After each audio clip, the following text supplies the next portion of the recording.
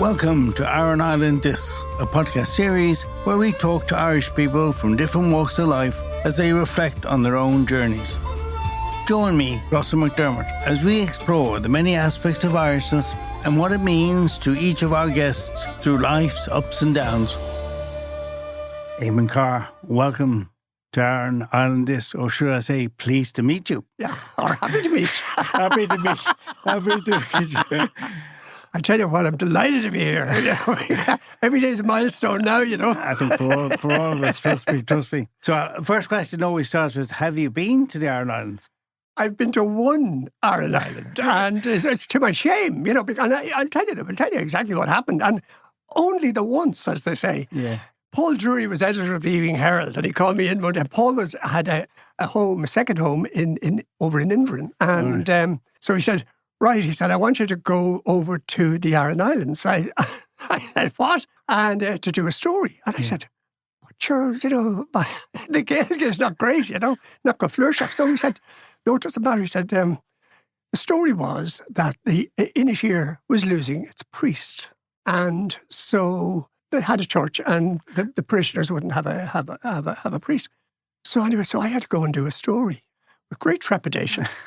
So anyway, off I jolly well went on the Saturday. No flights in those days, I'm sure. Well, as it happens, out to the little airport out in Inverness, was it? And got on this small little twin prop job, right? An island or whatever it's called. And there was low ceiling cloud, and there was mist, and it was a bit stormy, and it was winter. And off we went.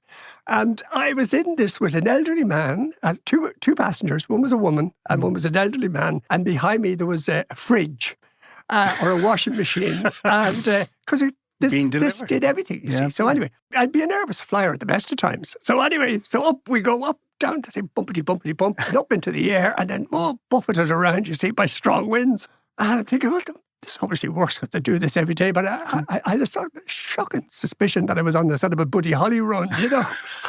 I heard Glenn Miller. But anyway, so I decided anyway, but you're sitting right close up to the window, you see, or whatever. And so I snuck a little look out the window. And down below, I saw the rocks, you know, and I could see the waves breaking the rocks. So we were making progress. I said, that's great. So anyway, 5 minutes of this, up and down, you see, up and down, bumpity bump. So I said, I'll have a look out and see how the sea is. And I looked at the same rocks. So the plane was like a kite. Yeah. It was actually going up and down, but it wasn't making headway. Anyway, we eventually got there and we got off. And I had no idea where it was going, like, you know. I'm on Inisheer. And thankfully, the woman who reminded me vaguely of sort of like Mary Coughlin, obviously looked at me and thought, this lad is an assassin. What's he doing here? And she said, how are you? I don't know, I have to try to get somewhere to stay. Yeah. And she said, hold on, I'll give you a lift in. So she had a big old Jeep, like the big Jeep in Vera, you know, the detective thing. And so brought me down, directed me to this house. And the woman said, I'll put you up here. That's grand for the night. And she said, call down to the house, the woman said. And they were the nicest couple. Her husband was from Donegal. And I think both of them may have been teachers, or he was a teacher. And so I went down and spent an hour or two sitting having a chat with them. They were very good. They spoke to me in English because, although I had honours Irish in me leaving cert, I was never able to have any conversation in Irish because down in Kells County Meath. Although either side of us, we had Rathcairn, one Gaeltacht, and we had Ballygib on the other side. And my uncle Fintan Ginnity lived in Ballygib, and his family all spoke Irish. But whenever I would approach them, they would speak English to me because they regarded me with suspicion. And as it turns out, I was there to do a story on the fact that there was no priest. And the other man that had been on the plane with me was, in actual fact, a temp priest. Right. And he was an Irishman who had been, he just retired, and he spent a lot of his life in Glasgow, and he was over, and he was living in Galway, and he was helping out. So he would fly out, hear confessions on the Saturday night, and do Mass on the Sunday. Yeah. Now, I saw him, he was sitting beside me, and he was staying in the same house, right? The same B&B. Yeah. But I just didn't hassle him or kept well away from him. Yeah. I was observing, you know. And then that evening, then I went to the pub. The pub. and where I drank Kilbeggan whiskey. But the wonderful thing was I had forgotten how many bloody stars there are in the sky. Yeah, the clear nights. There was no light pollution. No ambient light pollution, yeah. And, it was astonishing. The stars just seemed to be within reach. Yeah. Oh, no, it was almost a mystical experience.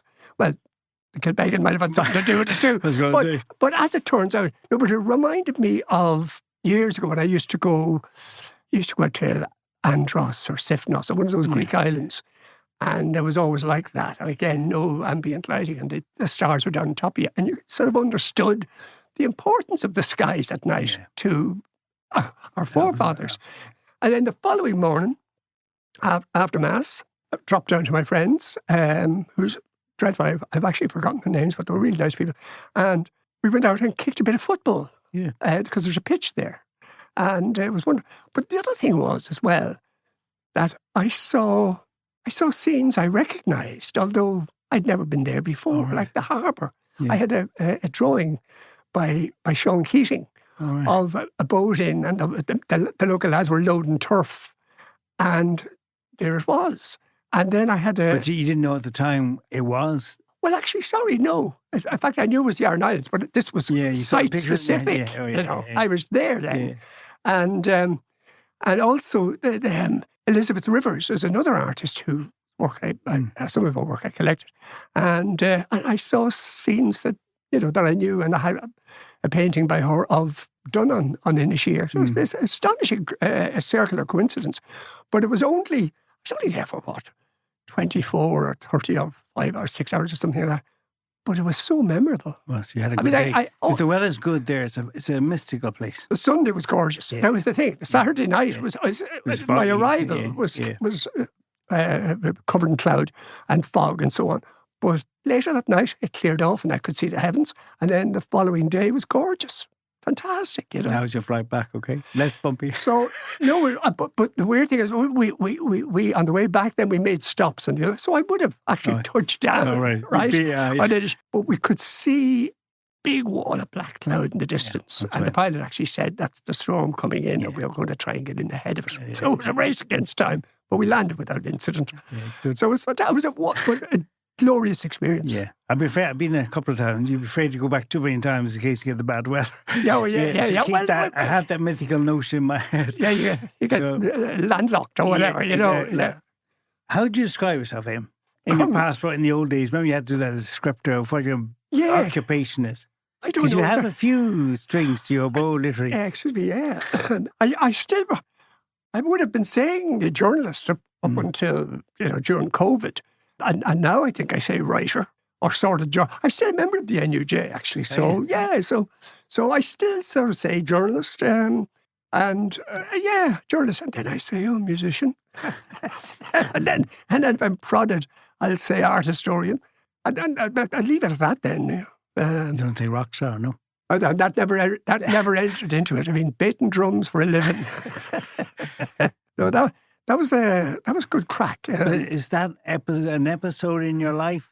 Big long one. A long one? Yeah. No, actually. But is it compartmentalised, I guess? Is it part of your being which is no longer relevant? Or no, still it's still, the funny thing is it's still relevant, I mean, look, in all honesty, I wasn't equipped for anything in life other than being a corner boy, essentially. And I was enthralled by music and rock and roll, more to the point. And so, I would have been a daydreamer. It's hard to describe this to people, but I would have been growing up in the 50s. There was nothing. I mean, I wasn't even in Dublin. I was in Kells, County Meath. It was 2 buses a day out of Kells. And that's only 40 miles from Dublin, but it was almost like 30. But in those days, 40 miles was huge. 40 miles.